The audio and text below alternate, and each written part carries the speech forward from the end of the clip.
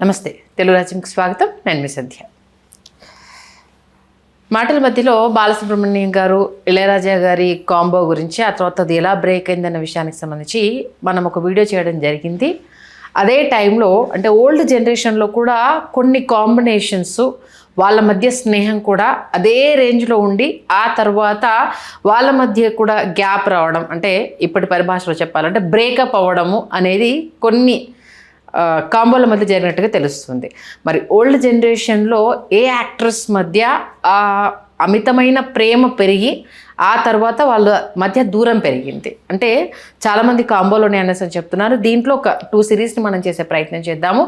ఇంతకీ ఎవరా పెద్ద హీరోలు అలాగే హీరోయిన్లు తెలుసుకునే ప్రయత్నం చేద్దాం. చరిత్రకారులు, సినీ రాజకీయ విశ్లేషకులు చిలకడ శ్రీకాంత్ గారు మనతో ఉన్నారు. ఆయన మాటల్లో శ్రీకాంత్ గారు నమస్తే అండి. నమస్కారం సంజయ్ గారు. నిజంగా బాలసుబ్రహ్మణ్యం గారు అలాగే ఇళయరాజా గారి కాంబో ఏ రేంజ్ దశాబ్దాలు వెళ్ళింది, ఆ తర్వాత ఎలా వారిద్దరి మధ్య గ్యాప్ వచ్చిందని ఒక మంచి వీడియో చేస్తాం. ఈ నేపథ్యంలో ఓల్డ్ యాక్ట్రెస్లో అంటే మన ఎన్టీఆర్ గారు, ఏఎన్ఆర్ గారు, అలాగే గుమ్మడి గారు, హీరోయిన్స్ వీళ్ళందరి మధ్య కూడా తెలియకుండా ఏదో గ్యాప్ వచ్చిందని విన్నాము.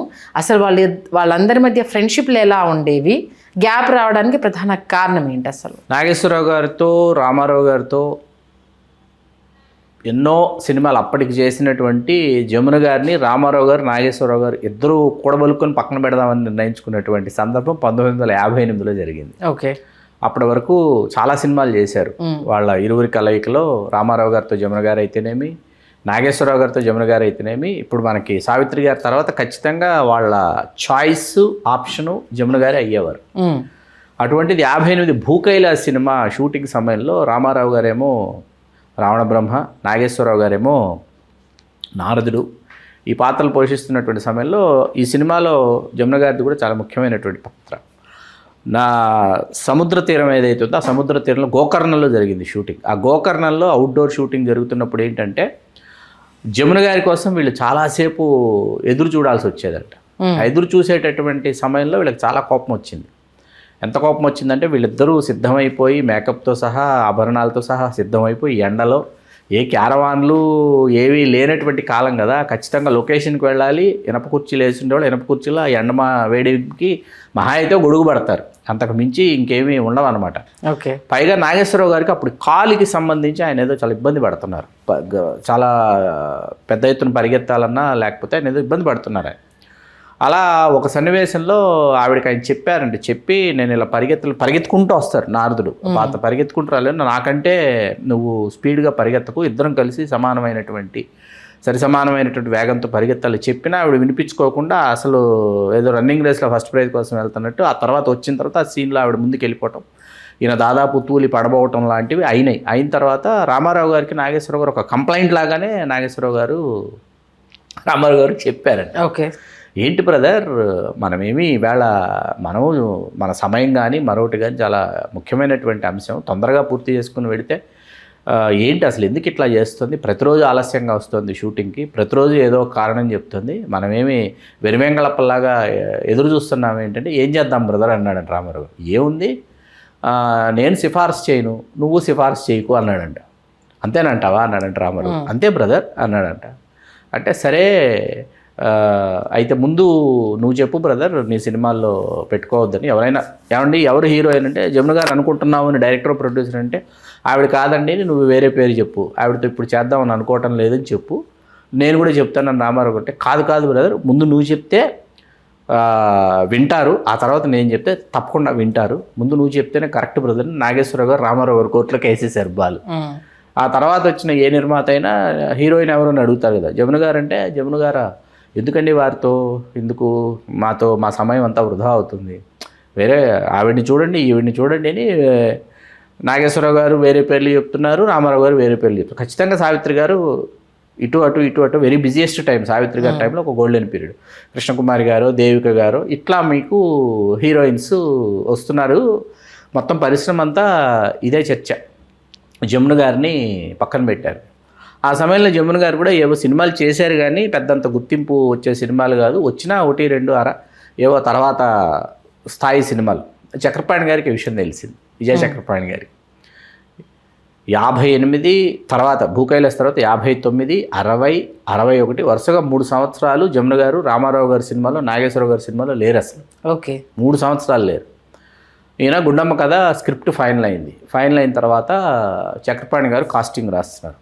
ఎన్టీఆర్, సావిత్రి, నాగేశ్వరరావు, జమున అన్నట్టు. కమలాకర్ కామేశ్వరరావు గారు దర్శకులు. కాదండి, జమున్ని వీళ్ళిద్దరూ ఏ సినిమాలోనూ చూడటం లేదండి అంటే, నువ్వు రాయి నేను చెప్తాను అని మిస్సమ్మ సినిమాలో వీళ్ళు కలిసి చేశారు కదా, రామారావు గారు, సావిత్రి గారు, నాగేశ్వరరావు గారు, జమున గారు మిస్సమ్మలో.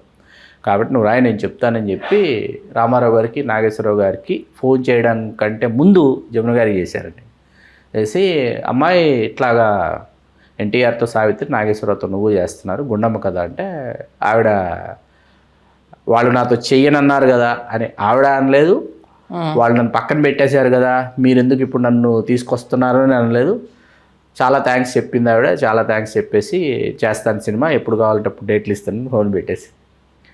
వీళ్ళిద్దరికి ఫోన్లు వెళ్ళినాయి చక్రపాణి గారికి. చక్రపాణి గారు ఫోన్ చేశారంటే వారు వన్ సైడ్ అనమాట. ఓకే. టైగర్ కా హుకుం అది. విజయ చక్రపాణి గారి ఫోన్ కాల్ వచ్చింది అంటే టైగర్ కా హుకుం అది వచ్చింది. రామారావు నీ పక్కన సావిత్రి వేస్తుంది, నాగేశ్వరరావు గారి పక్కన జమున చేస్తుంది గుండమ్మ కథ, అలాగే నాన్నగారు అని పిలిచాడు. అలాగే నాన్నగారు పెట్టేసాడు ఫోన్. ఓకే. అయిపోయింది. నాగేశ్వరరావు గారు ఫోన్ వెళ్ళి, ఏమయ్యా నీ పక్కన జమున చేస్తుంది, మిస్సమ్మలో చేశారు కదా, రామారావు పక్కన సావిత్రి, నీ పక్కన జమున, బాగుంటుంది చేయండి అంటే, అలాగేనండి ఓకే అయిపోయింది. సెట్లో అందరూ ఎదురుపడ్డారు అనమాట. ఎదురుపడిన తర్వాత ఒక్కసారిగా గట్టిగా నవ్వుకున్నారు అందరూ, గట్టిగా వికటాటహాసం చేశారు. అయిపోయింది. Good thing. అయిపోయింది. అక్కడి నుంచి మళ్ళీ వాళ్ళ ప్రయాణం కొనసాగింది. గుండమ్మ కథ లాంటి అపూర్వ చిత్రరాజం మనకు అలా విజయ చక్రపాణి గారు మళ్ళీ వీళ్ళని ఏం మీరు పక్కన పెట్టారంట అని వాళ్ళని లేదు, ఏంటి అమ్మాయి నువ్వు అలా చేసావంట అని ఈవెన్ లేదు. చాలా చక్కగా చాకచక్యంతో మీరు ఒకసారి ఇవాళ మనం గుండమ్మ కథ చూస్తే అండి, మీరు భూకైలాస్లో నేను ఇందాక చెప్పిన సీన్ చూడొచ్చు మీరు. ఓకే. పరిగెత్తి నాగేశ్వరరావు గారిని ఆల్మోస్ట్ వాళ్ళు పక్కకు నెట్టేసినట్టు పరిగెడుతుంది ఈవిడ. ఏది రావణాసురుడి కోసం పరిగెట్టుకుంటూ వెళుతుంది మండోదరి. ఈయన నాగేశ్వరరావు గారు ఆల్మోస్ట్ పడిపోతారేమో అన్నట్టు కూడా మనకు కనిపిస్తుంది ఆ షాట్లో. అట్లా ఉంటుంది అది.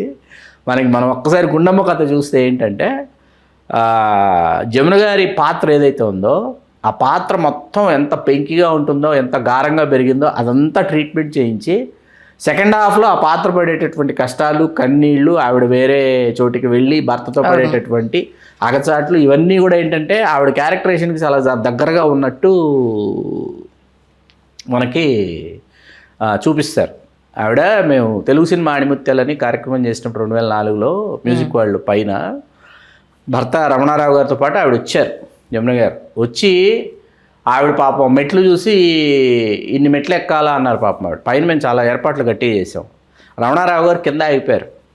ఆవిడ భర్త గారు ఇన్ని మెట్లు నేను ఎక్కలేను, పెద్దవాళ్ళు కదా ఖచ్చితంగా ఉంటాయి ఇష్యూస్ ఉంటాయి. ఆవిడ చాలా కష్టపడి పైకి మెట్లు ఎక్కి వచ్చారు పాపం. ఇంకా ప్రేక్షకులు ఎవరు రాలేదని అలిగి వెళ్ళిపోయారనమాట. ఆవిడ అలకతో అలా పరిచయం నాకు.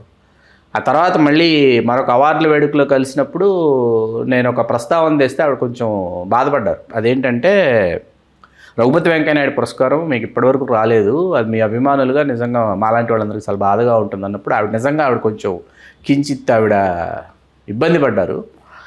ఆవిడ 50 సంవత్సరాలు పూర్తయిన సందర్భంగా వంశీ రామరాజు గారు, వంశీ ఇంటర్నేషనల్, ఆవిడ కార్యక్రమం కని విని ఎరుగిన విధంగా ఆవిడ కార్యక్రమాన్ని రవీంద్ర భారతిలో రూపొందించి, ఎవరు లేరో చెప్పడం కష్టం, అంతమందిని ఆహ్వానించి మహామహనీయులందరినీ ఆ కార్యక్రమాన్ని ఆయన అద్వితీయంగా నిర్వహించిన వేడుకలో ఆవిడ మేరజాలగలడా నా యానతి ఆ గీతానికి ఆవిడ అభినయించారు. సత్యభామగా జమున గారి శ్రీకృష్ణ తులాభారంలో, అంతే కదా, ఆవిడ వేదిక మీద అభినయించారు. అద్భుతంగా అభినయించారు నిజంగా.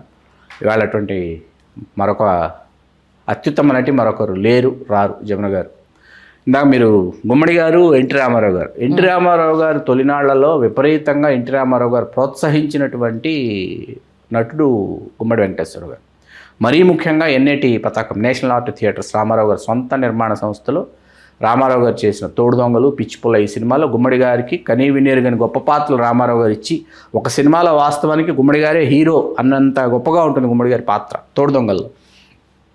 అలాంటిది గుమ్మడి గారు రామారావు గారి ప్రయాణం చాలా గొప్ప ప్రయాణం అండి. ఎందుకంటే వరుసగా మరీ ముఖ్యంగా మాయాబజార్కి వచ్చేటప్పటికి ఆయన బలరాముడు, ఈయన శ్రీకృష్ణుడు అట్లా తీసుకుంటే వాళ్ళిద్దరూ వేసుకుంటూ వెళ్ళినటువంటి పాత్రల ప్రయాణంలో పరాకాష్ట మహామంత్రి తిమ్మరుసు సినిమా. ఎందుకంటే టైటిల్ రోల్ గుమ్మడి గారికి ఇచ్చి, రామారావు గారు శ్రీకృష్ణదేవరాయలు గారు నటిస్తూ టైటిల్ రోల్ గుమ్మడి గారికి ఇచ్చి, గుమ్మడి గారికి జాతీయ పురస్కారం వచ్చినటువంటి సినిమా. గుమ్మడి గారికి టైటిల్ రోల్ ఇచ్చి గుమ్మడి గారి పాత్రని కృష్ణదేవరాయల పాత్ర కంటే టైటిల్ రోల్ గుమ్మడి గారు పోషిస్తున్నారు కాబట్టి గుమ్మడి గారి పాత్రే అత్యంత ప్రాధాన్యత కలిగినటువంటి పాత్రగా ఉండాలి అని చెప్పి ఆ పాత్రకు అంత ప్రాధాన్యతనిచ్చి ప్రథమ వరుసలో రామారావు గారు పాత్ర నిలిపినటువంటి విధానం కమలాకర్ కామేశ్వరరావు గారి దర్శకత్వంలో. అటువంటి ప్రయాణం చేసినటువంటి ఎన్టీ రామారావు గారు, గుమ్మడి వెంకటేశ్వర గారు. నాగేశ్వరరావు గారు హైదరాబాదులో చిత్ర పరిశ్రమ స్థిరపడాలి అనేటటువంటి ఒక నిర్ణయం తీసుకొని చిత్ర పరిశ్రమ ఇక్కడ స్థిరపడాలంటే ఏం చేయాలని ముందుగా నాగేశ్వరరావు గారికి ఇక్కడికి వచ్చి నాగేశ్వరరావు గారు ఇక్కడంతా అటువంటి ఏర్పాట్లు, సారథి స్టూడియోలో ఉన్నటువంటి సౌకర్యాలు, అట్లాగే భాగ్యనగర్ స్టూడియో అని ఉండేది, అక్కడ ఉన్నటువంటి సౌకర్యాలు, ఇక్కడ ఇతరత్ర హోటల్స్ ఎట్లా ఉన్నాయి, వీటన్నింటిని దృష్టిలో పెట్టుకొని ఆయన సినిమాలన్నీ ఆయన ఇక్కడే రూపొందించుకునేటటువంటి నిర్ణయం తీసుకున్న తర్వాత గుమ్మడి గారు నాగేశ్వరరావు గారి సినిమాల్లో నటించాలంటే గుమ్మడి గారు హైదరాబాద్ రావాలి కదా. హైదరాబాద్కి వచ్చినప్పుడు వీళ్ళు అనుకోకుండా కాసు బ్రహ్మానంద రెడ్డి గారినో తర్వాత జలగం మంగళరావు గారిని కలిశారు ముఖ్యమంత్రిని. కలిసినప్పుడు పరిశ్రమ అక్కడి నుంచి తరలి రావాలంటే ఏం చేయాలని చాలా పెద్ద ఎత్తున చర్చలు జరిగినాయి. ముఖ్యమంత్రితో చర్చలు జరిగినాయి. జరిగిన తర్వాత చాలా అత్యుత్సాహంగా చర్చలు జరిగినాయి. ఇట్లాగా రాయితీలు ఇస్తాం, అట్లాగా రాయితీలు ఇస్తాం, భూములు కావాలంటే ఇస్తాం, అంతా చర్చ జరిగింది. అయిపోయిన తర్వాత గుమ్మడి గారు మళ్ళీ మద్రాసు వెళ్ళాలి కదా, వెళ్ళిపోయి వెంటనే ఎన్టీ రామారావు గారి సినిమా షూటింగ్ అక్కడికి గుమ్మడి గారు వెళ్ళారు. వెళ్ళేటప్పటికి రామారావు గారు కాలు మీద కాలు వేసుకుంటా, రండి బ్రదర్ ఏంటి విశేషాలు అంటే, హైదరాబాద్ వెళ్ళాను అన్నగారు, హైదరాబాద్ నుంచి వచ్చానండి రామారావు గారు అని అన్నాడు. అంటే ఏంటి హైదరాబాద్ విశేషాలు అన్నాడు రామారావు. ఏముందండి, ముఖ్యమంత్రి గారు, నాగేశ్వరరావు గారు, మేమందరం కలిసి కూర్చుని హైదరాబాద్లో చిత్ర పరిశ్రమ ఎలా స్థిరపడాలి, ఇక్కడి నుంచి చిత్ర పరిశ్రమ అక్కడికి ఎలా తీసుకెళ్ళి ఇవంతా మేము చర్చించామంటే, ఎవరిని అడిగి చర్చించారు అన్నాడు రామారావు గారు. ఓకే అనేటప్పటికి ఒక్కసారి గుమ్మడి గారికి అర్థమైపోయింది, ఎవరిని అడిగి చర్చించారు అన్నాడు. అంటే మీ ఇష్టానికి మీరు నిర్ణయాలు తీసేసుకుంటారా బ్రదర్, అంటే మేమంటూ ఒకరున్నామని మీకు గుర్తుకు రాలేదా, మిగతా ఇక్కడ ఉన్నటువంటి నిర్మాతలు, దర్శకులు, సాంకేతిక నిపుణులు, నటీనటులు ఇప్పుడు ఉన్న పళంగా హైదరాబాద్కి వచ్చేసి అక్కడ ఏం చేయాలి, అక్కడ ఏమి వనరులు ఉన్నాయి, ఏమి వసతులు ఉన్నాయి, ఏమీ లేవు. నాగేశ్వరరావు అంటే ఇక్కడ ఉన్నటువంటి వాళ్ళ మీద కొంతమంది మీద కోపంతో వెళ్ళిపోయాడు, మనమందరం ఇప్పుడు ఇక్కడి నుంచి ఉన్నపళంగా వెళ్ళిపోవాలంటే సాధ్యమవుతుందా, అంటే మీ ఇష్టానికి మీరు అని కొన్ని సంస్కృత సమాస భూయిష్టమైనటువంటి పదప్రయోగాలు కూడా రామారావు గారు చేసేసి గుమ్మడి గారు కూడా హతాశులు అయిపోయిన తర్వాత అక్కడి నుంచి గుమ్మడి గారికి ఎన్టీ రామారావు గారి సినిమాలో అవకాశాలు లేవు, వేషాలు లేవు, నిజంగా వేషాలు లేవు. అలా అలా అలా కాలప్రవాహంలో కొన్ని సంవత్సరాలు కలిసిపోయాయి. రామారావు గారే హైదరాబాద్కు రావాల్సి వచ్చింది. రామారావు గారే ఇక్కడ ఆచారంలో రామకృష్ణ సినీ స్టూడియోస్ నెలకొల్పాల్సి వచ్చింది. ఇక్కడ ఆ తర్వాత రామారావు గారు ముఖ్యమంత్రి, రాజకీయ పార్టీ నెలకొల్పడం, ముఖ్యమంత్రి కావడం, ఇవన్నీ జరిగిన తర్వాత ఆయన ముఖ్యమంత్రిగా ఉండగా ఆయనకు అర్థమైంది, హైదరాబాద్ వచ్చాం, స్థిరపడిపోయాం అందరం అని గుర్తుకొచ్చి బ్రహ్మర్షి విశ్వామిత్రలో గుమ్మడి గారిని పిలిచి వశిష్ఠుడి వేషం మీరే వేయాలి అని అట్లా మళ్ళీ ఇద్దరి మధ్య మేజర్ చంద్రకాంత్లో కూడా చాలా మంచి వేషం వేశారు. చాలా మంచి వేషం వేశారు గుమ్మడి గారు.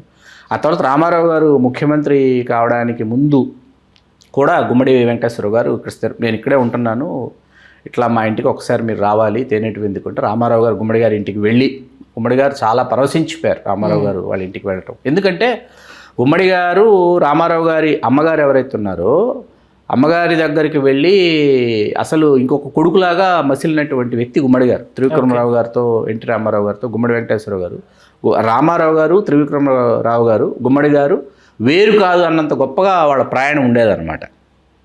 అట్లా సాగినటువంటి ప్రయాణం. ఓకే, అలా మీకేంటంటే ఇవన్నీ వాదాలు వివాదాలు ఎట్లా ఉంటాయంటే, దాసరి నారాయణరావు గారు ఆయన నాగభూషణం గారు సొంత సినిమా, ఒకే కుటుంబం, భీమ్ సింగ్ గారు దర్శకులు, మన దాసరి నారాయణరావు గారు సహాయ దర్శకుడు, రామారావు గారు హీరో. నాగభూషణం నాటకాల రాయడి దగ్గర నుంచి నాగభూషణం గారు నటించిన సినిమా దగ్గర నుంచి దాసరి నారాయణరావు గారి యొక్క ప్రతిభ నాగభూషణం గారికి తెలుసు. అలాంటిది నాగభూషణం గారు ఏంటంటే, నీకు ఇదిగో దర్శకత్వం ఇస్తా, అదిగో దర్శకత్వం ఇస్తా, ఇదిగో అవకాశం ఇస్తా, అదిగో అవకాశం ఇస్తా అంటున్నారే తప్ప ఈ సహాయ దర్శకుడు, chief associate, chief co director దగ్గరే ఉంటున్నాడు దాసరి నారాయణరావు గారు. లేదా మహా అయితే రచయిత, మాటల రచయిత.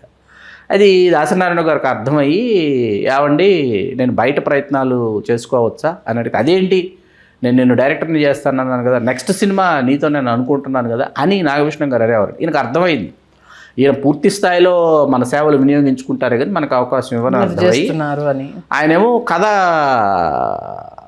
ప్రతాప్ ఆర్ట్ ప్రొడక్షన్స్ రాఘవ గారికి చెప్పడం, కథ ఓకే కావడం, అది తాత మనోడు.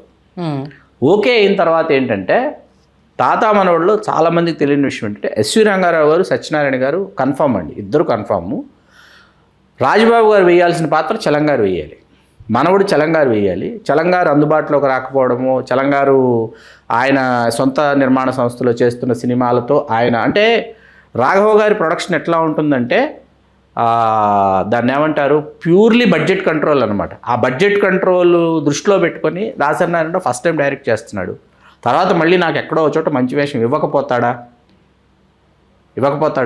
ఇస్తాడు. కానీ ఈ బడ్జెట్ కంట్రోల్ సినిమాలో నేను ఎందుకు చేయాలని అనుకుని చలంగారు సున్నితంగా ఆయన తప్పించుకున్నారు. అయినా దాసనారాయణరావు గారు నాగభూషణం గారు ఇన్నిసార్లు ఇలా తిప్పించుకున్న నాగభూషణం గారిని వెళ్ళి ఒక ముఖ్యమైనటువంటి వేషం కోసం నాగభూషణం గారిని సంప్రదించాడు ఆయన. మీరు వెయ్యాలి వేషం అని సంప్రదించాడు. సంప్రదిస్తే కని విని ఎరుగని శైలిలో ఆయన టర్మ్స్ అండ్ కండిషన్స్ డిక్టేట్ చేశారు. ఆ టర్మ్స్ అండ్ కండిషన్స్ అన్నిటికీ కూడా ఒప్పుకున్నారు దాసనారాయణ గారు. ఒప్పుకొని కావాలండి మీరే కావాలి ఈ పాత్రకి, మీరే చేయాలి, మీరు చేస్తేనే పండుతుంది, మీరు లేకపోతే అక్కడ డ్రామా సెకండ్ హాఫ్ ఏదైతే ఒక డ్రామా ఉంటుందో ఫాదర్ అండ్ డాటర్, విజయనగరం గారి డాటరు చలంగా మన రాజబాబు గారి ఆ డ్రామా మీరు ఫాదర్ అయితేనే అక్కడ పండుతుంది, వేరే వాళ్ళు అయితే పండదని చెప్పి అనుకొని, ఎందుకంటే ఒక కామెడీ ఉంటుంది, ఒక డ్రామా ఉంటుంది, అండర్ ప్లే చేయాలని నాగభూషణం గారిని అనుకుంటే ఇదిగో డేట్లు అంటారంట, అదిగో డేట్లు ఇస్తానంటారంట, డేట్లు లేవంటారంట, ఉండి లేవనిపిస్తారంట, ఫోన్ చేస్తే ఎవరి చేత మాట్లాడిస్తున్నారు. దాసనారాయణ గారికి అర్థమైపోయింది. ఆయన వల్ల షెడ్యూల్ డిలే అయిపోయేటటువంటి పరిస్థితి, షూటింగ్ ప్రారంభం అయిపోయింది, షెడ్యూల్ డిలే అయిపోతుంది, షూటింగ్ ప్రారంభం కావాలి, ఆ పాత్రతో ప్రారంభం కావాలి యాజ్ పర్ షెడ్యూల్. వెంటనే ఏం చేయాలి, ఈ పాత్ర చాలా ముఖ్యమైనటువంటి నటుడు వేస్తే కానీ పండదు ఆలోచించి వెంటనే గుమ్మడి గారిని కాంటాక్ట్ చేశారు. ఓకే, గుమ్మడి గారి డేట్లు లక్కీగా ఉన్నాయి. వెంటనే గుమ్మడి గారిని సార్ మీరు చెయ్యాలి సార్ ఈ పాత్ర. ఏం సినిమా ఇంతకి? తాతమనోళ్ళు. ఓకే. గుమ్మడి గారు ఫస్ట్ దాసనారాయణరావు గారి జీవితంలో దాసనారాయణరావు గారు ఫస్ట్ షాట్ డైరెక్టర్గా తీసింది గుమ్మడి గారి మీద. ఓకే. అది గుమ్మడి గారి మారువేషం సినిమాలో, మారువేషం వేసుకుని కళ్ళు కాంపౌండ్లో ఉంటాడనమాట. ఆ షాట్ ఫస్ట్ షాట్ దాసనారాయణరావు గారు తీసి. ఆ తర్వాత మీకు మనుషులంతా ఒకటేలో వాస్తవానికి తాత పాత్రకి ఒక దశలో నాగభూషణం గారి పేరే ప్రస్తావనకు వచ్చినా, ఎన్టీ రామారావు గారు నాగభూషణం గారి పేరు ప్రస్తావనకు తీసుకొచ్చినా, ఎందుకంటే వయసులో పెద్దవారు కదా, సత్యనారాయణ గారు చాలా చిన్న పడతారు, సస్యమిరా సత్యనారాయణ గారి చేత వేయిద్దాం. ఓకే. రామారావు గారికి తండ్రి తాత రెండు పాత్రలు సత్యనారాయణ గారే చేశారనమాట. రామారావు గారు డ్యూయల్ రోల్ కదా. దాసనారాయణ గారి జీవితంలో నాగభూషణం గారిని ఏ సినిమాలోనూ తీసుకోలేదండి. అక్కడ ఏ ఒక్క సినిమాలో దాసనారాయణ గారు నాగభూషణం గారితో సినిమా చేయలే. చివరి వరకు కూడా అలాగే ఉండిపోయింది, అది అగాధం అలాగే ఉండిపోయింది వారి ఇరువురి మధ్య. అంతే, వీళ్ళ మధ్య తప్పితే ఇంకెవరి మధ్య గ్యాప్లు అనేవి ఉన్నాయండి, చాలా ఉన్నాయి. మనం మాట్లాడుకోవాలనుకుంటే దశల వారీగా మాట్లాడుకుందామని. రైట్. మొత్తానికి అలనాటి మెగా హీరోల మీద, అప్పటికి మెగా హీరోలకి ఒక హీరోయిన్కి, తర్వాత గుమ్మడి గారికి ఎన్టీఆర్ గారికి, ఆ తర్వాత నాగభూషణం గారికి దాసరి. కాకపోతే దీంట్లో వీళ్ళ స్నేహము ఆ గొడవల సమిసిపోయి మళ్ళా కలిసి ప్రయాణం చేస్తారు. బట్ దాసరి గారు నాగభూషణం గారు కలిసి ప్రయాణం చేయలేదు. మంచి విశ్లేషణ అందించారు. ధన్యవాదాలు శ్రీకాంత్. ధన్యవాదాలు సార్.